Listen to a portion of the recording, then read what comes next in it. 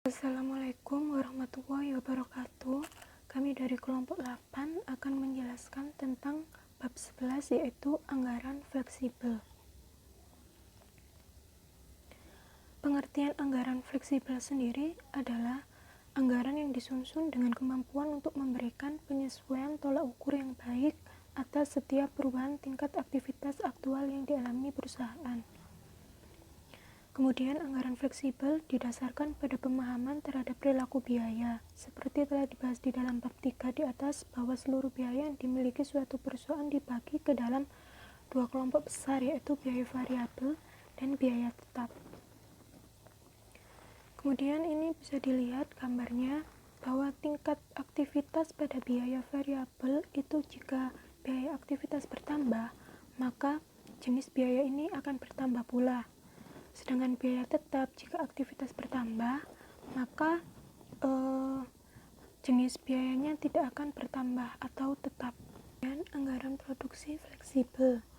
Anggaran produksi bulanan tetap disusun dengan asumsi volume penjualan pada setiap bulan dapat terjadi dengan volume penjualan yang dianggarkan, sehingga jumlah barang yang diproduksi pada bulan berikutnya akan tetap dapat dilaksanakan sesuai dengan rencana produksi yang telah disusun.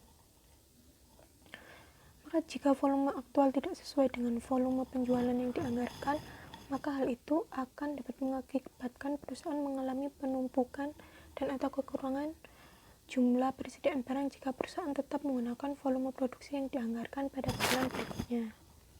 Kemudian ini contoh soal.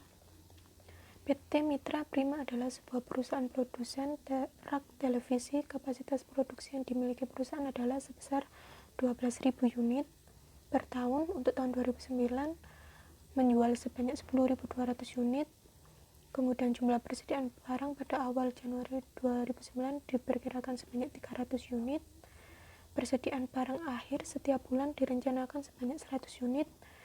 Dari total volume penjualan yang dianggarkan sebesar 10.200 unit, dan dalam setahun tersebut direncanakan akan dijual dalam 12 bulan operasi dengan rincian sebagai berikut. Dan ini totalnya 10.200. Maka untuk tahun 2009 perusahaan harus memproduksi barang sebanyak 10.000 unit yang berasal dari volume penjualan 2009 10.200, ya ini tadi totalnya. Kemudian volume persediaan akhir tahun 100, volume persediaan awal tahun 300, volume produksi 2009 10.000. Jadi 10.200 ditambah 100 dikurangi 300, maka hasilnya 10.000. Kemudian karena perusahaan menggunakan metode persediaan stabil dengan jumlah persediaan setiap akhir bulan sebesar 100 unit, maka atas rencana produksi tahun 2009 tersebut anggaran produksi bulanan disusun sebagai berikut. Dan ini data-datanya volume penjualan yang didapat dari data contoh soal tadi. Kemudian persediaan akhirnya 100, karena kan tadi di soal sudah disebutkan bahwa persediaan akhir 100 siap dijualnya. Hasil dari 900 ditambah 100, maka hasilnya 1000. Kemudian persediaan awal 300, Februarinya 100, karena Januari awal bulannya 300, kemudian sisa bulan berikutnya itu 100. Totalnya juga 300. Maka volume produksi 700, dari 1000 dikurangi 300. Kemudian contoh soal berikut yang didasarkan pada contoh soal sebelumnya mungkin dapat memperjelas pemahaman tentang perlunya anggaran produksi bulanan fleksibel bagi perusahaan. Dan ini yang dicari yaitu tanda tanya pada volume persediaan akhir bulan Januari dan volume persediaan akhir bulan Februari. Rumusnya ini, volume persediaan akhir Januari aktual, volume produksi ditambah persediaan awal dikurangi volume penjualan. 700 ditambah 300 dikurangi 625 sama dengan 375 unit. Dan di sini tanda tanya di sini diisi 375 unit. Pada intinya yaitu terjadi penumpukan persediaan barang pada akhir Januari dan Februari penumpukan barang lebih besar dari volume yang diperlukan, berarti ketidakefisienan sumber daya perusahaan. Karena awalnya memproduksi 900 unit pada bulan Februari sesuai anggaran tetap, sedangkan penjualan aktual yang dilakukan perusahaan pada bulan Februari hanya sebesar 725 unit. Dari data tersebut,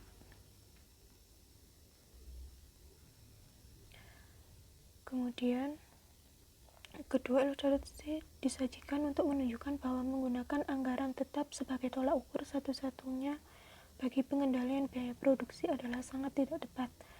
Perusahaan memerlukan anggaran produksi bulanan fleksibel, dan ini sama yang dicari, yaitu Januari volume persediaan akhir bulan pada realisasinya. Dan ini rumusnya.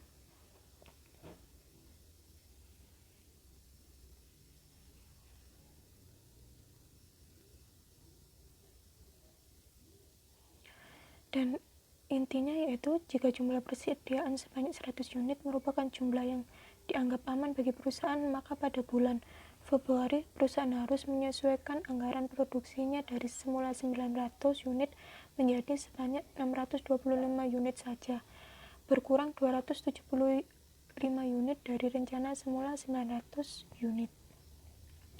Kemudian anggaran produksi bulanan fleksibel, dan ini sama yang dicari juga. Volume persediaan akhir Januari aktual, rumusnya juga sama, dan hasilnya 20 unit. Kemudian anggaran biaya produksi fleksibel, di mana anggaran biaya produksi ini itu disusun perusahaan menyusun anggaran produksi terlebih dahulu, sedangkan anggaran produksi disusun setelah perusahaan terlebih dulu menyusun anggaran penjualan. Karena itu anggaran biaya produksi sangat dipengaruhi oleh anggaran penjualan. Kemudian anggaran pemasaran fleksibel. Besarnya biaya pemasaran yang dikeluarkan perusahaan sangat dipengaruhi oleh besarnya realisasi volume produk yang dijual perusahaan. Semakin besar volume produk yang dijual perusahaan, maka akan semakin besar pula biaya pemasaran aktual yang dikeluarkan perusahaan. Dan maka sebaliknya, semakin kecil volume produk yang dapat dijual perusahaan, akan semakin kecil pula biaya pemasaran yang dikeluarkan oleh perusahaan. Dari berbagai macam biaya pemasaran yang mungkin dikeluarkan oleh suatu perusahaan, harus dapat dipilah dengan jelas jenis-jenis biaya yang bersifat variabel dan jenis-jenis biaya yang bersifat tetap. Kemudian ini jenis biayanya.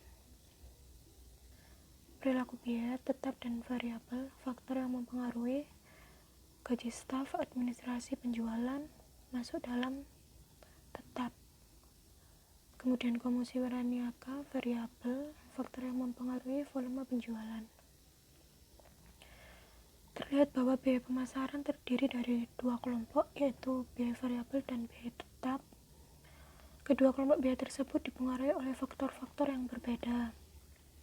Bahkan sesama biaya pemasaran variabel pun juga dipengaruhi oleh faktor yang berbeda. Tidak semua biaya pemasaran dipengaruhi besarnya volume penjualan, tetapi berkaitan dengan penyusunan anggaran pemasaran fleksibel. Perusahaan harus memilih dengan jelas kelompok biaya pemasaran tetap dan kelompok biaya pemasaran variabel yang dipengaruhi oleh volume penjualan.